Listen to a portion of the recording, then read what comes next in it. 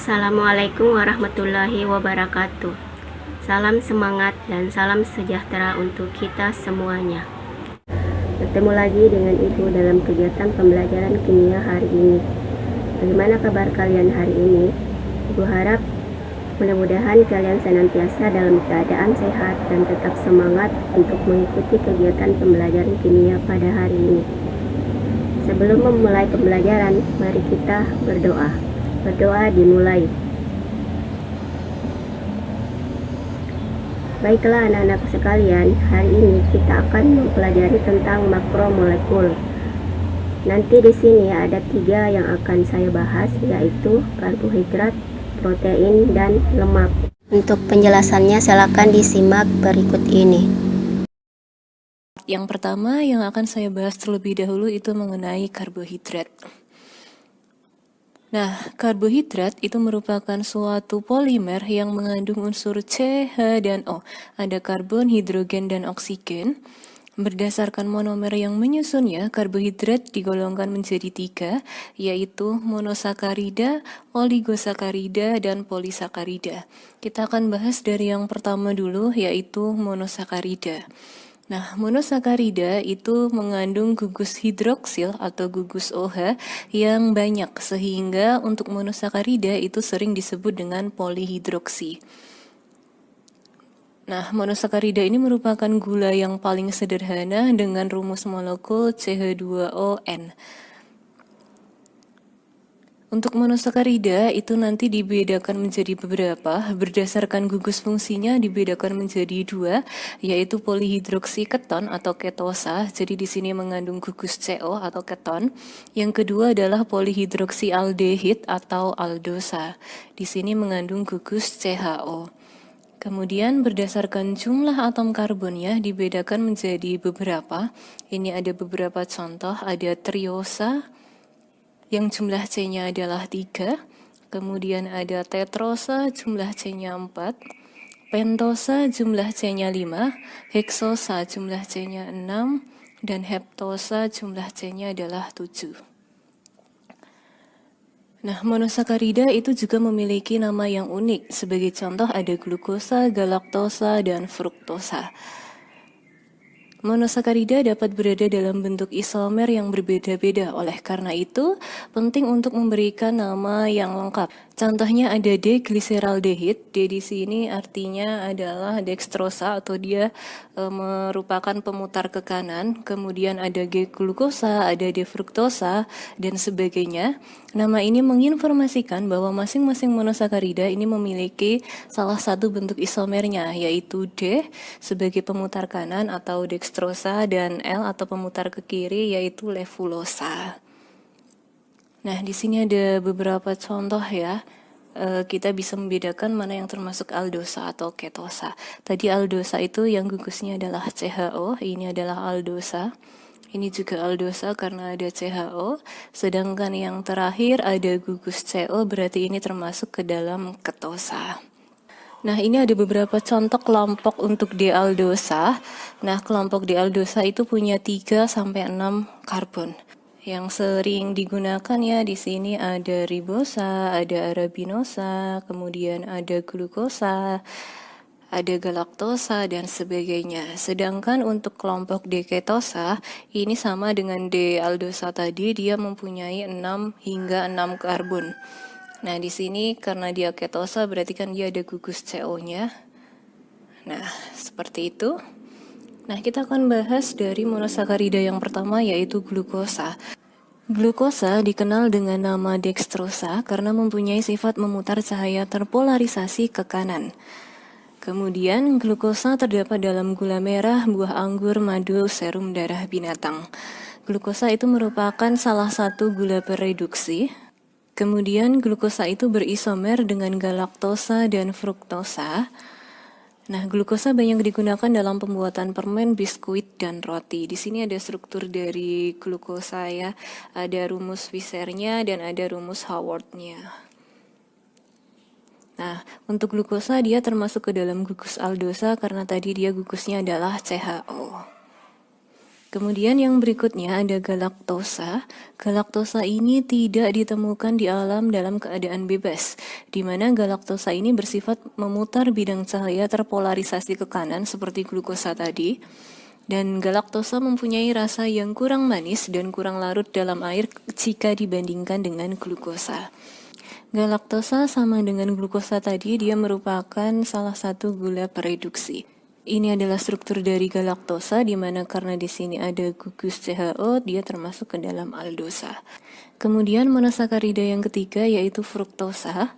Fruktosa dikenal dengan nama levulosa atau gula buah karena merupakan suatu ketoheksosa yang bersifat memutar cahaya terpolarisasi ke kiri.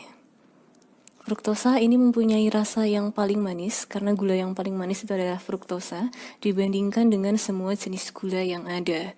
Fruktosa terdapat di dalam gula pasir atau sukrosa, buah-buahan, dan juga dalam madu. Fruktosa ini banyak digunakan dalam pembuatan minuman atau soft drink dan juga sirup. Nah, fruktosa ini dapat dibedakan dari glukosa dengan menggunakan reaksi Seliwanov. Ini adalah struktur dari fruktosa. Karena di sini ada gugus CO, berarti dia termasuk ke dalam ketosa. Nah, untuk sifat fisik monosakarida ada beberapa. Yang pertama, monosakarida itu mempunyai rasa yang manis, tetapi dengan rasa manis yang bervariasi ya, atau berbeda-beda. Yang kedua, dia merupakan suatu senyawa polar dengan titik leleh yang tinggi. Kemudian larut dalam air karena banyaknya gugus fungsi yang polar pada strukturnya. Kemudian, berbeda dari senyawa organik umumnya, monosakarida tidak larut dalam pelarut organik seperti dietil ether. Berikutnya adalah oligosakarida. Nah, oligosakarida ini merupakan gabungan dari molekul-molekul monosakarida, di mana oligosakarida itu dapat berupa disakarida, di artinya 2, trisakarida, tri artinya 3, ada tetrasakarida dan sebagainya. Nah, untuk penggabungan satuan monosakarida, untuk oligosakarida ini melalui suatu ikatan glikosida. Nah, ini adalah contoh dari ikatan glikosida. Misal ada galaktosa yang akan bergabung dengan glukosa. Nah, penggabungannya itu melalui ikatan glikosida. Ini adalah ikatan glikosidanya. Yang akan saya bahas untuk oligosakarida ini adalah khusus disakarida saja. Jadi disakarida itu merupakan hasil reaksi dari 2 monosakarida yang di dalamnya terdapat satu ikatan glikosida. Nah, untuk disakarida itu digolongkan menjadi 3, ada maltosa, laktosa, dan sukrosa. Kita akan bahas satu persatu mulai dari maltosa. Nah, maltosa itu merupakan disakarida yang terdiri atas 2 molekul glukosa. Jadi dengan kata lain, hidrolisis dari maltosa itu akan menghasilkan glukosa dan glukosa. Nah, maltosa ini bersifat sebagai gula pereduksi. Kemudian maltosa ini mudah larut dalam air dan mempunyai rasa yang lebih manis daripada laktosa, tetapi kurang manis jika dibandingkan dengan sukrosa. Nah, maltosa terdapat secara alami di dalam tepung terigu. Nah, ini adalah struktur dari maltosa ya, dia gabungan dari di sini adalah glukosa, di sini juga glukosa dengan satu ikatan glikosida. Yang kedua adalah laktosa. Laktosa merupakan disakarida yang terdiri atas glukosa dan galaktosa. Laktosa dikenal sebagai gula susu karena terdapat dalam susu sapi dan susu ibu. Nah, laktosa juga digunakan dalam pembuatan keju. Laktosa ini sama seperti maltosa tadi, dia bersifat sebagai gula pereduksi dan dapat mengalami mutarotasi. Di mana laktosa ini dia bersifat kurang manis jika dibandingkan dengan yang lain ya. Nah, ini adalah struktur dari laktosa, beta laktosa. Kemudian yang ketiga ada sukrosa. Sukrosa ini merupakan disakarida yang terdiri atas glukosa dan fruktosa, di mana sukrosa ini dikenal sebagai gula pasir. Nah, sukrosa atau nama lainnya adalah sakarosa itu merupakan gula tebu atau gula dari bit. Nah, selain itu, sukrosa juga terdapat di dalam gula aren, gula kelapa, madu, nanas, dan wortel. Nah, sukrosa ini bukan merupakan gula pereduksi. Nah, ini adalah struktur dari sukrosa. Kemudian karbohidrat yang berikutnya adalah polisakarida. Polisakarida ini tersusun atas banyak molekul monosakarida, di mana rumus umum untuk molekul polisakarida adalah C6H10O5N. Nah, polisakarida itu dibentuk melalui reaksi polimerisasi kondensasi. Ada dua golongan polisakarida, yaitu homopolisakarida dan heteropolisakarida, di mana homopolisakarida mengandung satu jenis monomer, contohnya adalah pati atau amilum atau zat tepung, glikogen, dan selulosa. Sedangkan untuk heteropolisakarida itu mengandung dua jenis atau lebih monomer, contohnya adalah kitin. Nanti di sini yang akan saya bahas khusus untuk homopolisakarida, ada pati, glikogen, dan selulosa. Untuk amilum atau pati, amilum atau pati itu mengandung dua macam polimer, yaitu amilosa dan amilopektin. Nah, di sini ada strukturnya. Jadi ini ada suatu unit glukosa ya. Lebih tepatnya adalah polisakarida. Nah, di sini nih ada cabang pertama berupa amilopektin, kemudian ada cabang yang berikutnya berupa amilos. Nah, pati banyak terdapat pada kentang, gandum, ubi kayu, sagu, beras, dan jagung. Pati berfungsi sebagai makanan cadangan bagi tumbuh-tumbuhan. Dan selain itu, pati juga banyak digunakan dalam industri bahan makanan, industri kapsul, obat, jeli, dan gula-gula. Untuk glikogen merupakan polisakarida yang banyak terdapat dalam hewan dan manusia, serta sebagian kecil tumbuhan. Nah, glikogen dalam tubuh berfungsi sebagai cadangan energi yang pembentukannya diatur oleh hormon insulin. Nah, kemudian glikogen ini dapat disintesis kembali dari glukosa dengan reaksi glikogenesis. Nah, untuk glikogen dia mudah larut dalam air panas dan larutannya dapat mereduksi larutan Fehling. Hidrolisis glikogen dengan asam-asam encer akan menghasilkan glukosa, sedangkan hidrolisis dengan amilosa akan menghasilkan maltosa. Berikutnya ada selulosa. Selulosa ini merupakan polisakarida yang terdapat dalam tanaman kapas, di mana selulosa merupakan penyusun utama dinding sel dalam tumbuhan. Selulosa juga banyak digunakan dalam industri kain katun atau sutra tiruan. Nah, hidrolisis dari selulosa itu sebagian akan menghasilkan selubiosa. Selulosa ini tidak dapat dicerna oleh manusia, tapi dapat dicerna oleh hewan memamah biak seperti sapi dengan batuan bakteri. Ini adalah struktur dari selulosa. Selanjutnya untuk uji karbohidrat. Untuk uji molis, nanti reaksinya ini akan positif jika ditandai dengan munculnya cincin ungu di larutannya. Nah, untuk monosakarida, disakarida, ataupun polisakarida, kecuali triosa dan tetrosa, ini akan memberikan reaksi yang positif terhadap uji molis. Nah, untuk suatu pentosa ini nanti akan didehidrasi menjadi furfural, sedangkan untuk heksosa nanti akan didehidrasi menjadi 5-hidroksimetil furfural. Ini adalah reaksi dari uji molis, bagian reaksinya. Nanti kalau dia positif akan memberikan cincin berwarna ungu. Yang kedua ada uji Fehling.